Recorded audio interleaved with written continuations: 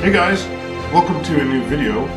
As you can see in the pre-roll, today we're taking a look at the LED lighting I made in our attic bedroom. If you followed my Building the House series, you've probably seen some more of the attic and being built actually before that.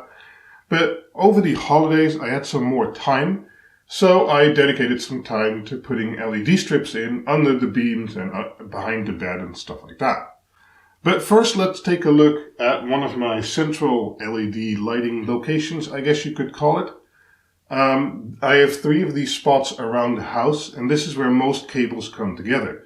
Now, you don't have to do it this way. You can just put controllers and power supplies and stuff like that everywhere you need them. But if you can make some central spots and get the cables to there, that's very convenient. Now, if we look over here, we can basically see I have a box which has an incoming fuse and then 3 power switches and a wattage display to see how much I was using. This is basically just for fun. You don't have to do that, but you know. Then we see we have 3 power supplies. That has 2 reasons. This is a 36 volt, this is a 24 volt, and this is also a 24 volt. I have 2 24 volt because, well, as I said, there's lots of LED lighting coming together here, and so I needed the wattage to be high enough so that I could run them all. Now, if you look up here, you see some of my QuinLED OG modules. So these are the original models I made when we were building the house. And these have been running for the past 3 years and have been working well. I have the positive lines fused with an external fuse box, and, well, that's been okay. But I've recently begun designing this guy. This guy is a QuinLED-Deca-Plus. It's still a prototype, so I'm still working on it, and actually I already changed some stuff on here. But there's lots of improvements. It's not using an ESP8266, but it's using an ESP32, for instance, just like my quad and normal Deca.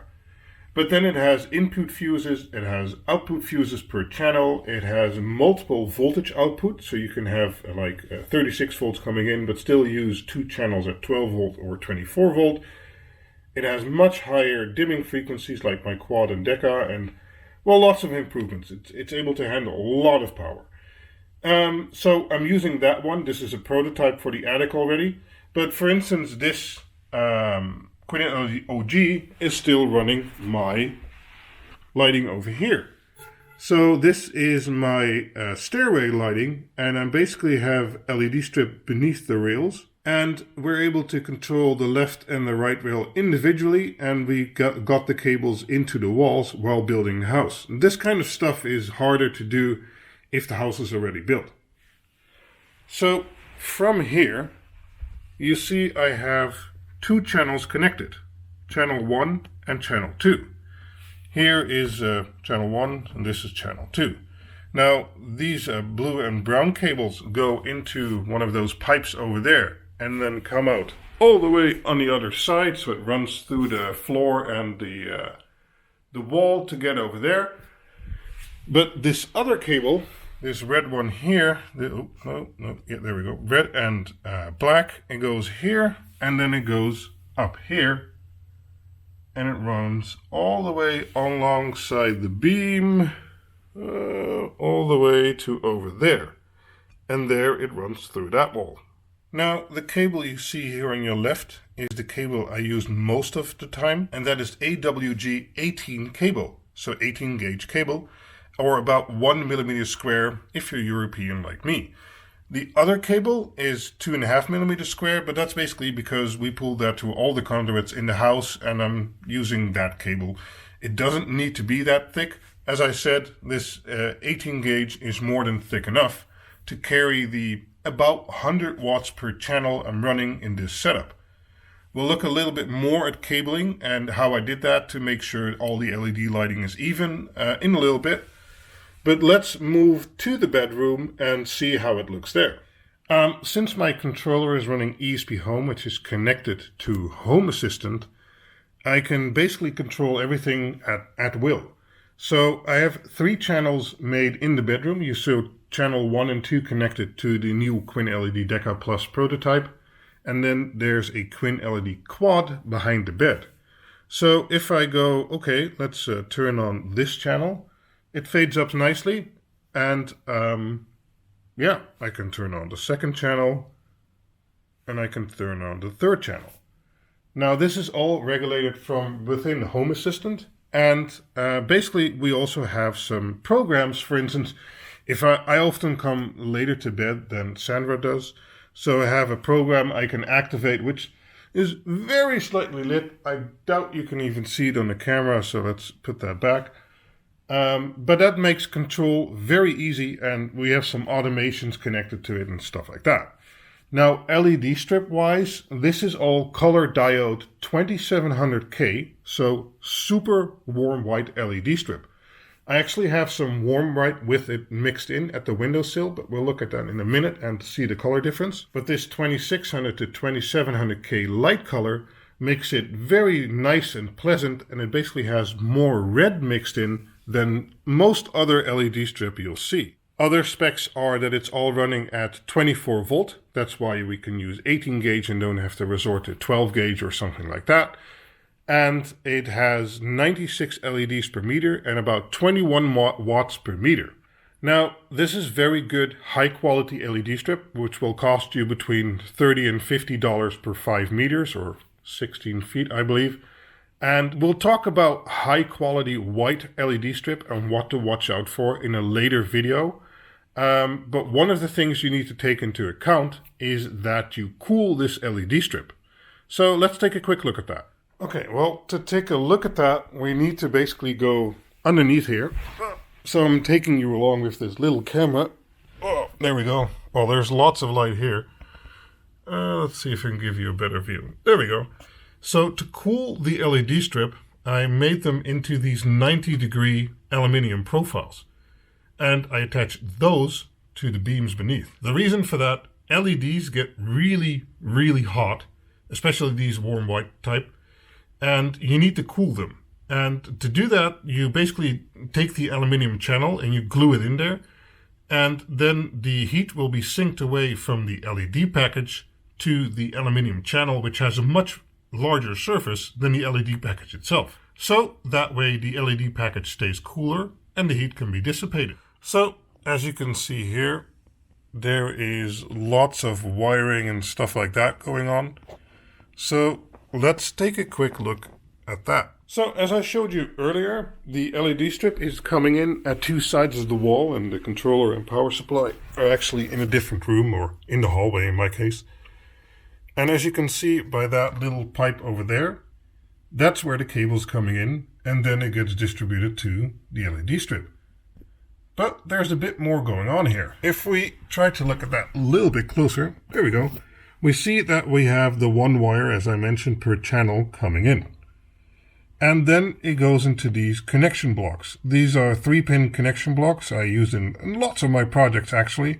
And here is some clips, but we'll talk about these clips later. They're awesome. But basically, I have a positive and negative wire going into one of these connection blocks each. And then, of course, I have the LED strip connected to that connection block, and that's how it gets power. But even at 24 volt running high quality LED strip with lots of copper in it, the resistance on the LED strip is still there and much higher than in a normal cable. So if we only feed it on this side and that had to power all this LED strip, which is about 4 to 5 meters in total, well, you'd see a intensity drop along the line, and the end would be much more dim than the front would be. So what I did, I used these connection blocks, and I have another wire coming out of it, so the third pin, which basically goes beneath all the LED bars all the way to the other side. And there, it's connected into the LED strip again. Now, let me show you an overview with it disconnected and then me connecting it to see what kind of difference that makes. Okay, this is with both the positive and negative feed-in wire disconnected. And, well, I'll show you quickly how it looks. Basically, I have the extra wire coming in here. and the wire that's coming off of the LED strip is still connected. Now I'm going to have to put you down, but you should be able to see in the overview what the effect is of reconnecting those wires. I'll do negative first and then positive. Okay, I am reconnecting negative. And you see a little difference in brightness. And now I'm reconnecting positive. And again you see a little difference in brightness. Let me start this little guy up again. Okay, so now both injection wires are connected again. And it makes the whole strip brighter because there's less resistance in the whole path. And it makes the whole strip more even because there's voltage being injected from both sides. So it evens out. Here you can see my connection blocks again, which I use between two of those aluminium profiles I use. I actually had to drill holes into one side of them because they aren't made to basically loop to all the other bars, but that was pretty easy.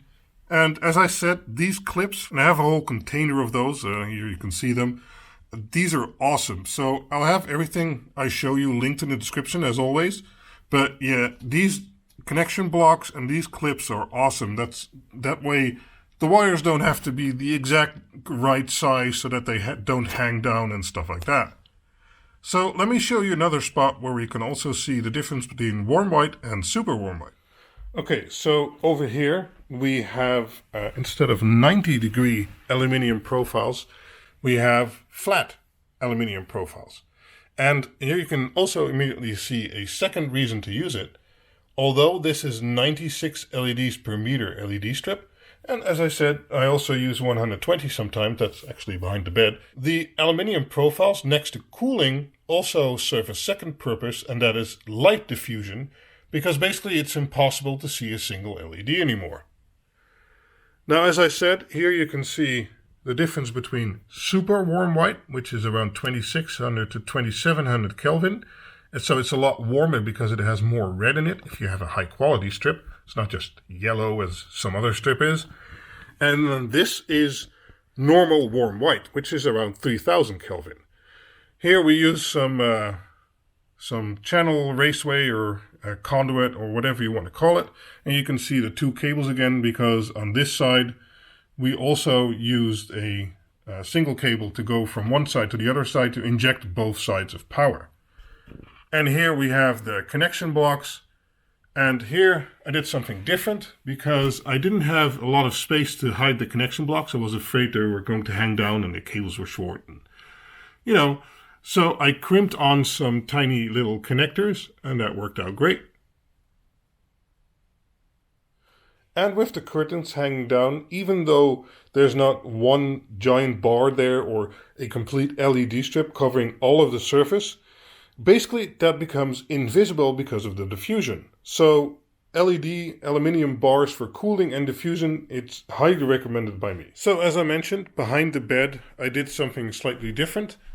There's basically just some, 2x4s, some wood, like you can see here, which is in a U shape with some angle brackets. And then there's a QuinLED quad in a project box beneath the bed with a brick style power supply. And then there's this giant 1.5 meter LED aluminium profile with LED strip inside of it.